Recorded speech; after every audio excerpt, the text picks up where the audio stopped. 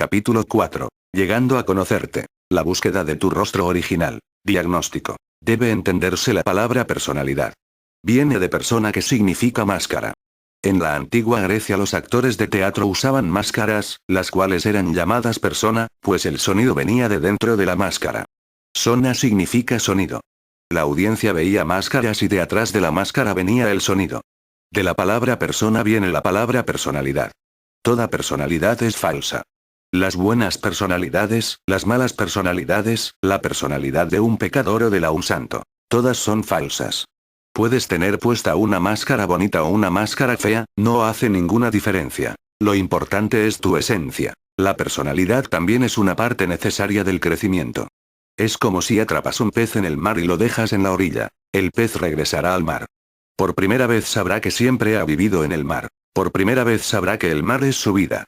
Hasta ese momento, antes de que fuera atrapado y dejado a la orilla del mar, tal vez jamás hubiera pensado en el mar. Puede haber sido absolutamente ignorante de la existencia del mar. Para conocer algo primero tienes que perderlo. Para tener conciencia del paraíso primero tienes que perderlo. A menos que lo pierdas y lo recuperes, no entenderás su belleza. Adán y Eva tuvieron que perder el jardín del Edén. Es parte del crecimiento natural. Solo dejando el hermoso jardín de Dios, Adán puede llegar un día a ser Cristo, puede regresar. Adán dejando el Edén es justo como el pez siendo atrapado y dejado en la orilla, y Jesús es el pez regresando al agua. La gente primitiva, por ejemplo, tiene algo en común con los niños muy pequeños. Son hermosos, espontáneos, naturales, pero también inconscientes de lo que son. No están al tanto de sí mismos para nada. Viven alegremente, pero su alegría es inconsciente. Primero tienen que perderla. Tienen que civilizarse, educarse, aprender cosas. Tienen que convertirse en una cultura, una civilización, una religión. Tienen que perder toda su espontaneidad, tienen que olvidarse de su esencia y de repente un día empiezan a extrañarla. Tiene que ser así. Eso está sucediendo en todo el mundo, y está sucediendo en tan gran medida porque es la primera vez que la humanidad se está civilizando realmente. Cuanto más civilizada es una nación, mayor es la sensación de falta de sentido. Los países atrasados todavía no la tienen. No pueden. Para tener esa sensación de vacío interior, falta de sentido, absurdo, uno tiene que volverse muy civilizado. Por eso estoy a favor de la ciencia, porque ayuda al pez a ser dejado en la orilla, y una vez que está en la orilla y lo quema el sol, siente la arena caliente y el pez empieza a sentirse sediento. Nunca antes había tenido sed. Por primera vez extraña el océano a su alrededor, a lo fresco, al agua que le da la vida. Se está muriendo. Esa es la situación del hombre civilizado, el hombre educado. Se está muriendo. Ha surgido mucha investigación. Queremos saber qué debería hacerse, cómo puede uno entrar otra vez en el océano de la vida. En los países atrasados, como por ejemplo la India, no hay esa sensación de falta de sentido. Aunque algunos pocos intelectuales indios escriban acerca de ella, sus escritos no tienen profundidad porque no corresponden a la situación de la mente del indio. Unos pocos intelectuales indios escriben sobre la falta de sentido, el absurdo, casi de la misma manera que Soren Kierkegaard, Jean-Paul Sartre, Jaspers, e Heidegger han leído acerca de ellos y tal vez hayan visitado el occidente y empiezan a hablar de falta de sentido, náusea, absurdo, pero suena falso. He hablado con intelectuales indios. Suenan falsos porque no es su propio sentir, es prestado. Es Soren Kierkegaard hablando a través de ellos, es Friedrich Nietzsche hablando a través de ellos. No es su propia voz. No están realmente al tanto de lo que está diciendo Soren Kierkegaard. No han sufrido la misma angustia. El sentimiento es extraño, extranjero. Lo han aprendido como loros. Hablan sobre eso, pero toda su vida dice y muestra otra cosa. Lo que dicen y lo que su vida muestra es diametralmente opuesto. Es sumamente raro que algún intelectual indio llegue a suicidarse, yo nunca lo he escuchado, pero muchos intelectuales occidentales se han suicidado. Es muy raro cruzarse con un intelectual indio que haya enloquecido. Es un fenómeno muy común en Occidente, muchos intelectuales han enloquecido. Los verdaderos intelectuales casi invariablemente han enloquecido. Es su experiencia vital. La civilización alrededor y la personalidad hipertrofiada se han convertido en una cárcel. Los están matando. El solo peso de la civilización es excesivo e insoportable. Están siendo sofocados, no pueden respirar. Incluso el suicidio parece ser una liberación, o si no pueden suicidarse, la locura parece ser una vía de escape. Por lo menos al enloquecer uno se olvida de la civilización y de toda la falta de sentido que conlleva el nombre de civilización. La locura es un escape de la civilización. Pero sentir que en el fondo la vida no tiene sentido es estar en una encrucijada. Puedes escoger el suicidio o bien Sanyas. Puedes escoger la locura o bien la meditación. Es un punto decisivo. Toda personalidad es falsa. Hay una esencia interior que no es falsa, que traes al nacer, que siempre ha estado ahí. Alguien le preguntó a Jesús, ¿sabes algo acerca de Abraham? Jesús respondió, antes de que Abraham jamás fuera, yo soy. Ahora, qué afirmación tan absurda pero con un significado tan abrumador. Abraham y Jesús, hay un buen trecho entre ellos. Abraham precedió a Jesús por casi 3000 años y Jesús dice, antes de que Abraham jamás fuera, yo soy. Está hablando de la esencia. No está hablando de Jesús, está hablando de Cristo. Está hablando de lo eterno. No está hablando sobre lo personal sino acerca de lo universal. La gente zen dice que a menos que llegues a conocer el rostro original que tenías aún antes de que tu padre naciera, no te iluminarás. ¿Cuál es ese rostro original? Incluso antes de que tu padre naciera tú lo tenías y lo tendrás de nuevo cuando hayas muerto y tu cuerpo haya sido quemado y no quede nada sino cenizas, la tendrás otra vez. ¿Cuál es ese rostro original? La esencia, llámala el alma, el espíritu, el yo interior. Esas palabras significan lo mismo. Naces como una esencia, pero permaneces como una esencia sin que la sociedad te cree una personalidad, permanecerás como animal. Ha sucedido con alguna gente. Por ejemplo, un niño fue encontrado en alguna parte del norte de la India cerca del Himalaya. Un niño de 11 años que había sido criado por lobos, un niño lobo. Por supuesto, los lobos solo pueden darle personalidad a un lobo. Entonces el niño era humano, la esencia estaba ahí, pero tenía la personalidad de un lobo. Ha sucedido en muchas ocasiones.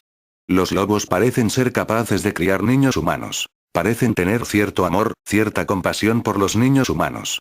Esos niños no tienen nada de la corrupción que la sociedad humana imprime sin remedio. Sus seres no están contaminados, son esencia pura. Son como peces en el océano. No saben quiénes son.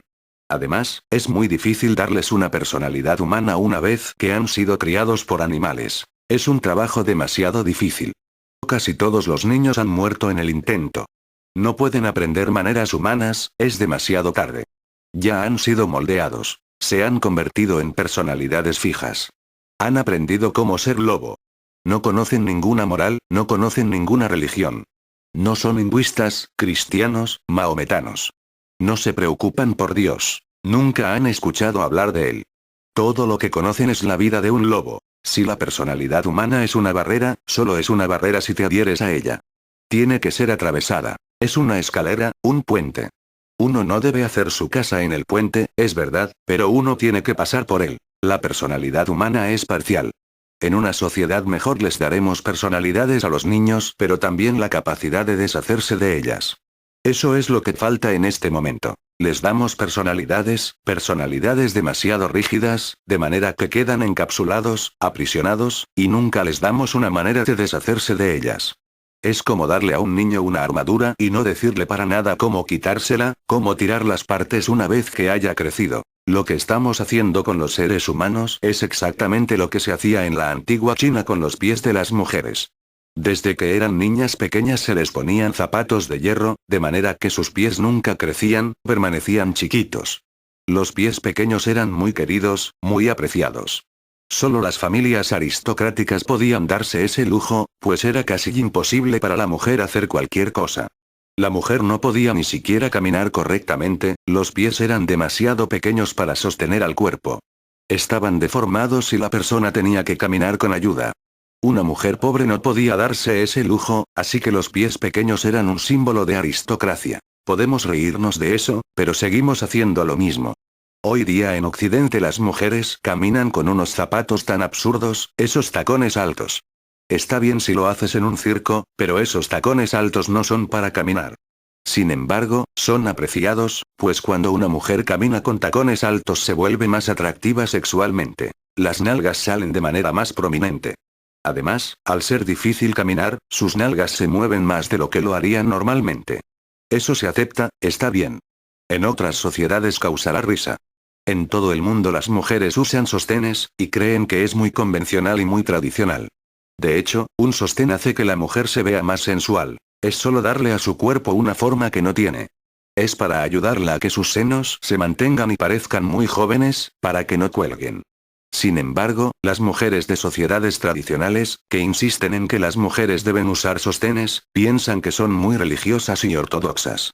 Simplemente se están engañando. El sostén es un artefacto sexual. Justo como el sostén, hay unas pocas sociedades primitivas que usan cosas extrañas. Los labios se hacen más grandes y gruesos. Desde la primera infancia se cuelgan pesos en los labios de manera que se vuelvan más gruesos, grandes. Ese es un símbolo de una mujer muy sexual. Por supuesto que labios más gruesos y grandes pueden dar un mejor beso. En algunas sociedades primitivas el hombre incluso utilizaba una funda para sus órganos genitales de manera que parecieran más grandes, justo como las mujeres usan sostenes. Ahora, nos reímos de esa gente, pero es la misma historia. Incluso las personas más jóvenes en todo el mundo están usando pantalones muy apretados. Eso es solo para mostrar los genitales. Sin embargo, una vez que algo es aceptado, nadie le hace el menor caso. La civilización no debería convertirse en un cercado rígido. Es absolutamente necesario que tengas una personalidad, pero debes tener una personalidad que pueda ponerse y quitarse con facilidad, como ropa suelta, no como piezas de acero. El algodón bastará para que puedas ponértelo y quitártelo. No necesitas tenerlo puesto siempre. Eso es lo que yo llamo una persona de entendimiento. Una que vive con su esencia, pero en lo que se refiere a la sociedad se maneja con una personalidad. Usa la personalidad. Es el señor de su propio ser. La sociedad requiere que se tenga una cierta personalidad. Si llevas tu esencia a la sociedad, estarás creando problemas para ti y para otros. La gente no entenderá tu esencia. Tu verdad puede ser demasiado amarga para ellos, tu verdad puede ser demasiado perturbadora. No hay necesidad. No necesitas ir desnudo por la sociedad, puedes llevar ropa. Pero uno debe poder andar desnudo en su propia casa, jugando con sus hijos, tomándote una mañana de verano en el jardín, en el prado, uno debe poder estar desnudo. No hay necesidad de ir desnudo a la oficina. La ropa está perfectamente bien. No necesitas exponerte a todos y cada uno. Eso sería exhibicionismo, y sería otro extremo. Un extremo es que la gente no pueda ni siquiera irse a la cama sin ropa y otro extremo es que haya monjes jainas caminando desnudos en el mercado o sadhus hinduistas desnudos. Además, lo extraño es que esos jainas y esos hinduistas objetan que las mujeres de Occidente lleven los brazos desnudos, les parece que no llevan ropa adecuada. Ahora, en un país caliente como la India, la gente que viene de Occidente encuentra realmente difícil llevar puesta mucha ropa. Le parece tan absurdo al viajero occidental ver indios con saco y corbata en este clima. Se ve tan absurdo. Está bien en Occidente, hace frío y la corbata protege, pero en la India es como un intento de suicidio. En Occidente está bien ponerse calcetines y zapatos, pero en la India. Sin embargo, la gente tiende a imitar. Anda todo el día con calcetines y zapatos en un país caliente. La vestimenta occidental no es adecuada para la India, pantalones apretados, saco, corbata y sombrero, y simplemente, hace que te veas ridículo. En la India se necesita ropa holgada. Pero tampoco hay necesidad de irse al otro extremo. Empezar a correr desnudo, a andar desnudo en bicicleta por el mercado. Crearía problemas innecesarios a ti y a otros. Uno debe ser natural, y con ser natural quiero decir que uno debe ser capaz de ponerse la personalidad cuando sea necesario, en la sociedad. Funciona como un lubricante, ayuda pues hay miles de personas. Se necesitan los lubricantes, pues si no la gente estaría en conflicto constantemente, chocando unos con otros. Los lubricantes ayudan. Hacen que tu vida se deslice con suavidad. La personalidad sirve cuando te estás comunicando con otros, pero es una barrera cuando empiezas a comunicarte contigo. La personalidad sirve cuando te relacionas con seres humanos. Es una barrera cuando empiezas a relacionarte con la existencia misma. Prescripciones. La luz interior. Todo niño en el vientre de su madre está lleno de luz. Es una luz interior, un brillo interior. Empero, cuando el niño nace y abre los ojos y ve el mundo, los colores, la luz y la gente, lentamente va cambiando el patrón. Olvida mirar hacia adentro, se interesa demasiado por el mundo exterior.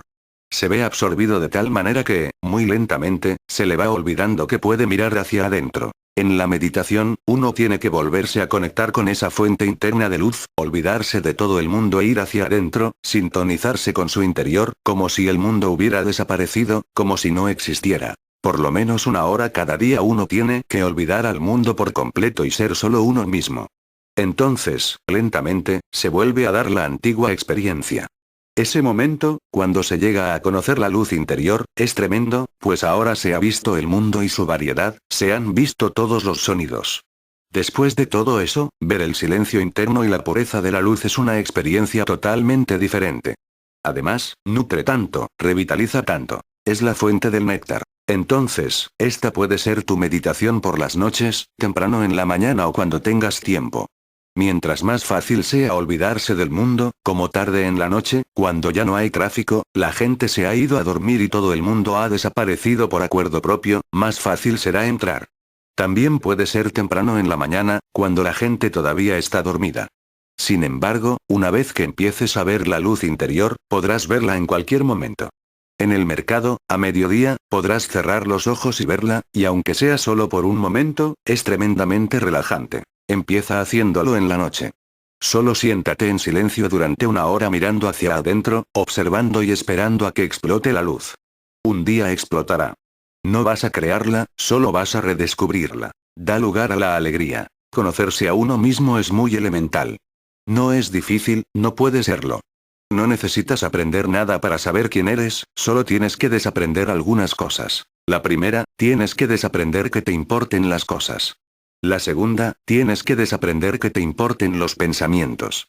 La tercera cosa se da por sí sola. Ser testigo. La clave es, primero, empezar a observar las cosas. Sentado en silencio, mira un árbol y mantente observador. No pienses en él. No digas, ¿qué tipo de árbol es? No juzgues si es hermoso o feo. No digas es verde o está seco. No crees ondas de pensamientos alrededor de eso, solo mira el árbol. Puedes hacerlo donde sea, observando cualquier cosa. Solo recuerda algo. Cuando el pensamiento venga, hazlo de lado. Aviéntalo hacia un lado y sigue viendo lo que veías. Al principio será difícil, pero después de un tiempo empezarán a darse intervalos en los que no hay pensamiento. Encontrarás que surge una gran alegría a partir de esa sencilla experiencia. No ha pasado nada, es solo que los pensamientos no están ahí. El árbol está ahí, tú estás ahí y entre ambos hay espacio. El espacio no está lleno de pensamientos. De repente hay una gran alegría sin razón aparente, sin razón alguna. Has aprendido el primer secreto. Esto debe usarse de una manera más sutil. Los objetos son toscos, por eso digo que comiences con un objeto. Puedes sentarte en una recámara, mirar una fotografía. Lo único que hay que recordar es no pensar en ella. Solo mira sin pensar. Lentamente empezará a suceder. Mira la mesa sin pensar y poco a poco la mesa está ahí, tú estás ahí y no hay ningún pensamiento entre ambos. Y repentinamente, alegría. La alegría es función del no pensar. La alegría ya está ahí. Está reprimida por tantos pensamientos. Cuando los pensamientos no están, sale a la superficie. Comienza con lo tosco. Después, cuando hayas entrado en sintonía y hayas empezado a sentir momentos en que los pensamientos desaparecen y solo los objetos están ahí, haz lo que sigue. Cierra los ojos y observa cualquier pensamiento que pase, sin pensar en el pensamiento. Surge algún rostro en la pantalla de tu mente o se mueve una nube o cualquier cosa. Solo obsérvala sin pensar. Esto será un poco más difícil que lo primero porque las cosas son más toscas, los pensamientos son muy sutiles. Además, si ya ha sucedido lo primero, sucederá lo segundo. Solo se necesita tiempo. Observa el pensamiento. Después de un rato, puede suceder después de semanas, puede suceder después de meses o puede tomar años, depende del empeño y la entrega con que lo hagas. Entonces un día, de repente, el pensamiento ya no está ahí. Estás solo. Surgirá una gran alegría, 1000 veces mayor que la primera que surgió cuando el árbol estaba ahí y el pensamiento había desaparecido. 1000 veces. Será tan intensa que estarás desbordante de alegría. Este es el segundo paso. Cuando esto empiece a suceder, haz la tercera cosa. Observa al observador. Así, ya no habrá objeto. Se han desechado los objetos, y los pensamientos. Estás solo. Entonces simplemente observa al observador, sé testigo de que estás siendo testigo. Nuevamente será difícil en un principio porque solo sabemos cómo observar algo. Un objeto o un pensamiento. Incluso un pensamiento cuando menos es algo que observar. En ese momento no habrá nada, será el vacío absoluto. Solo queda el observador. Tienes que volverte hacia ti. Esta es la llave más secreta. Simplemente sigue estando ahí solo. Descansa en esa soledad y llegará un momento en que suceda. Tiene que suceder. Si han sucedido las dos primeras cosas, sucederá la tercera. No te preocupes por ella. Cuando esto pase, por primera vez sabrás qué es la alegría. No es algo que te esté sucediendo y pueda irse. Eres tú en tu ser auténtico, es tu ser verdadero. Entonces no desaparece. No hay manera de perderla. Has llegado al hogar. Tienes que desaprender cosas, pensamientos. Primero observa lo tosco, después observa lo sutil y después observa lo que está más allá de lo tosco y de lo sutil. ¿Todavía estás aquí? El maestro Zen Obaku preguntaba todas las mañanas. Obaku, ¿todavía estás aquí? Sus discípulos decían. Si te escucha la gente de fuera pensará que estás loco. ¿Por qué haces eso? Él decía. Porque de noche me olvido de todo, una mente silenciosa sin sueños ni pensamientos, cuando me despierto tengo que recordarme a mí mismo otra vez que Obaku está aquí. ¿A quién le puedo preguntar? Solo puedo preguntármelo a mí. Obaku, ¿todavía estás aquí? Y él mismo se respondía. Sí, señor. Uno debe tener un respeto profundo hacia sí mismo. Más que repetir los nombres de Rama y Krishna, es una disciplina muy buena preguntarte a ti mismo. Pronuncia tu nombre y pregunta. ¿Todavía estás aquí? Que no te preocupes si alguien te escucha, y respóndete. Sí, señor. Si puedes hacerlo, te sorprenderás de que sigue un gran silencio. Cuando dices, ¿todavía estás aquí? Y dices sí, señor. Después sigue un gran silencio. Es también un recuerdo de tu propio ser, y un respeto, una gratitud de que se te ha dado un día más, de que el sol va a salir otra vez, de que por un día más podrás al menos ver a las rosas florecer. Nadie lo merece, pero la vida, en su abundancia, sigue vertiéndolo sobre ti. Encuentra tu propio sonido. Empieza a sentir que surge un sonido de tu garganta como un gemido, un gruñido o un tarareo. Siente surgir el movimiento del sonido. Si te dan ganas de emitir algún ruido, hazlo de corazón. No seas tímido ni evites dejarte ir. Si tu cuerpo empieza a moverse o vibrar, permítelo. Deja que el sonido te posea. En tu ser hay un gran sonido como reserva y a veces quiere explotar. A menos que explote, tú no te sentirás ligero. Tienes que ayudarle. Quiere nacer y tú quieres que te posea. Es la única manera en que puedes ayudarlo. Nuestro ser básico está constituido por sonido. Ese es uno de los más antiguos entre los grandes descubrimientos referentes al ser humano. A menos que participes, tu propio sonido no puede empezar a funcionar. No puede funcionar por el solo hecho de que lo escuches. Tiene que volverse activo, móvil y vivo. Entonces empieza a tararear y a cantar. Todas las mañanas levántate muy temprano, a las 5, antes del amanecer, y durante media hora solo canta, tararea, gime y gruñe. Esos sonidos deben ser existenciales, no tener significado. No deben tener significado, sino existencia, no significado. Disfrútalos, nada más. Ese es el significado. Muévete. Deja que sea en honor al sol naciente y no te detengas hasta que el sol haya salido. Esto te mantendrá en un cierto ritmo durante todo el día. Estarás en sintonía desde temprano y verás que el día es diferente. Serás más amoroso, más comedido, más compasivo, más amigable. Menos violento, menos enojón, menos ambicioso y menos egoísta. Si tienes ganas de bailar, baila. Si quieres mecerte sentado, hazlo. Lo importante es que tú ya no tienes el control, el sonido te controla. Observa los huecos. Comienza haciendo una pequeña meditación de respiración. Siéntate en una almohada de manera que tus nalgas queden un poco por encima de tus rodillas. Entonces endereza la columna. Mece un poco el cuerpo y siente dónde queda perfectamente balanceado. Detente ahí. Empieza a moverte en círculos pequeños, cada vez más y más pequeños, solo para sentir cuál es el lugar correcto, donde deberías estar. Cuando llegues a sentir que tu espina está en la posición más derecha, que estás en el estado más balanceado y conectado en línea recta con el centro de la tierra, sube un poco la barbilla de manera que las orejas queden en línea recta con los hombros. Cierra los ojos y observa tu respiración. Primero, la inhalación. Siente cómo entra por las fosas nasales. Síguela hacia abajo hasta el fondo. En el fondo, llega un momento en que la inhalación es completa. Solo un instante, cuando la inhalación ha terminado y hay un espacio de tiempo. Después de ese espacio empieza la exhalación, pero entre la inhalación y la exhalación hay un pequeño intervalo. Ese intervalo es de un valor inmenso. Eso es el equilibrio, la pausa.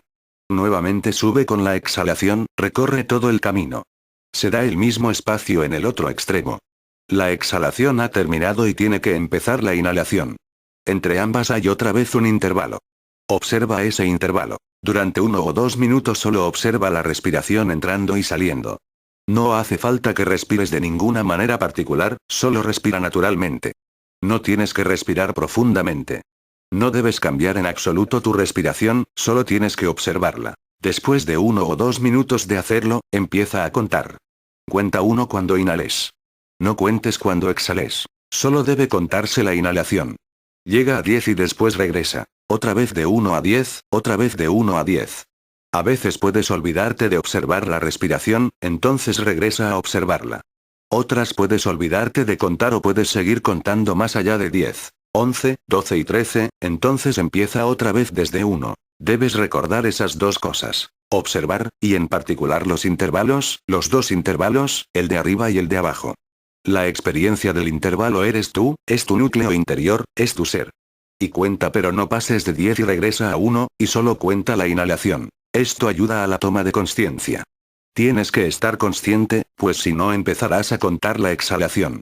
Tienes que estar consciente para contar solo hasta 10. Esto es solo para ayudarte a permanecer alerta.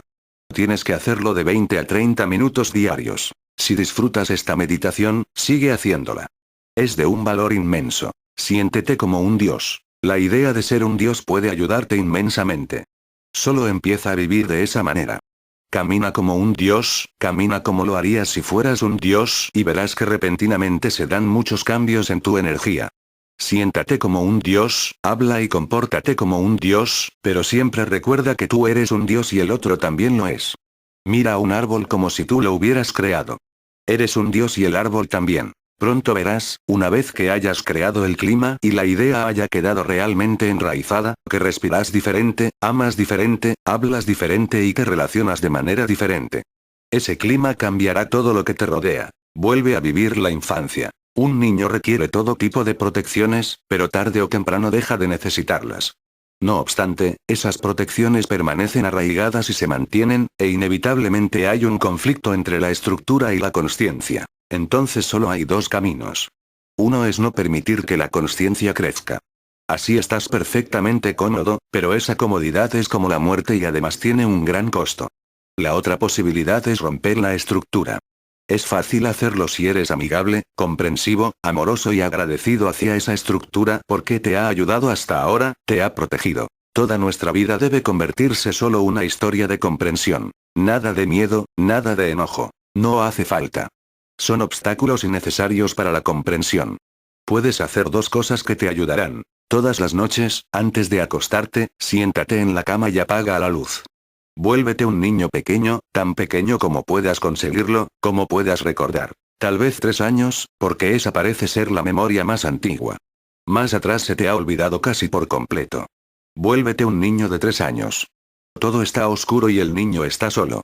Empieza a llorar, balancéate y balbucea cualquier sonido, cualquier palabra sin sentido. No deben tener sentido, pues siempre que se lo encuentres, empezarás a controlar y a censurar. No hace falta que tenga sentido. Cualquier cosa sirve. Balancéate, llora, chilla y ríe. Enloquece y déjate llevar. Te sorprenderás. Comenzarán a aparecer muchos sonidos, a llegar a la superficie. Pronto te adentrarás y se convertirá en una meditación espectacular, apasionada. Si vienen gritos, grita, solo disfrútalo por la diversión pura que causa, de 10 a 15 minutos. Después duérmete. Con la simplicidad y la inocencia de un niño, duérmete. Esa será una de las cosas más importantes para derretir toda la estructura que hay alrededor de tu corazón y volver a ser un niño. Esto es para la noche. Durante el día, siempre que encuentres una posibilidad, si estás en la playa, corre como un niño o empieza a recolectar conchas y piedras de colores. Si estás en el jardín, conviértete otra vez en un niño. Empieza a correr tras las mariposas. Olvida tu edad, juega con los pájaros o con los animales, y siempre que encuentres niños, mézclate con ellos. No permanezcas como adulto. Esto es siempre posible. Simplemente tendido en un prado, siéntete como un niño pequeño bajo el sol.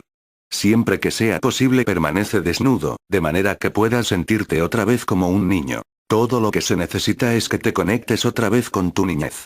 Ve hacia atrás en el tiempo siguiendo tu memoria. Tienes que llegar a la raíz, porque solo pueden cambiar las cosas si podemos llegar hasta sus raíces. Si no, es imposible. Tan solo haz esas dos cosas.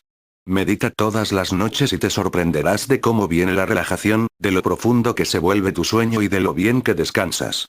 En la mañana no te sentirás como cuando tienes pesadillas, sudas y sientes presión en el pecho. Por el contrario, te sentirás relajado de tal manera, suelto, otra vez un niño pequeño, sin rigidez.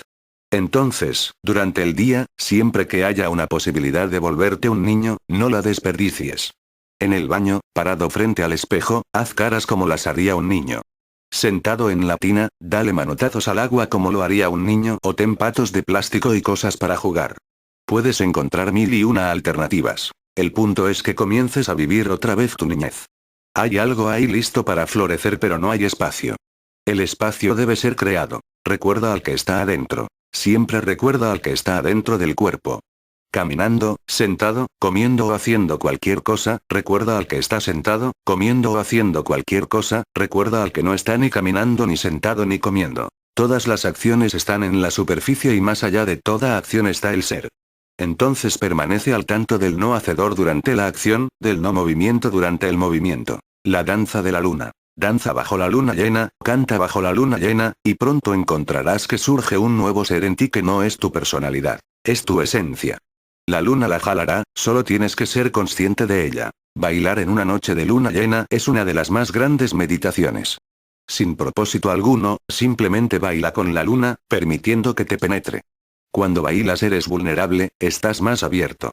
Si realmente te emborrachas con el bailador desaparece y solo está el baile, entonces la luna penetra hasta el centro de tu corazón, sus rayos llegan hasta el interior de tu ser. Empezarás a encontrar que cada noche de luna llena se convierte en un día que va marcando tu vida. Caras divertidas. Existen varias meditaciones antiguas que hacen uso de caras divertidas. Puedes hacer de esto una meditación. En el Tíbet es una de las tradiciones más antiguas. Busca un gran espejo. Párate desnudo frente a él. Haz caras y cosas chistosas y observa. Con tan solo hacer esto durante 15 o 20 minutos te sorprenderás. Comenzarás a sentirte que estás separado de esto. Si no estás separado entonces, ¿cómo puedes hacer todas estas cosas?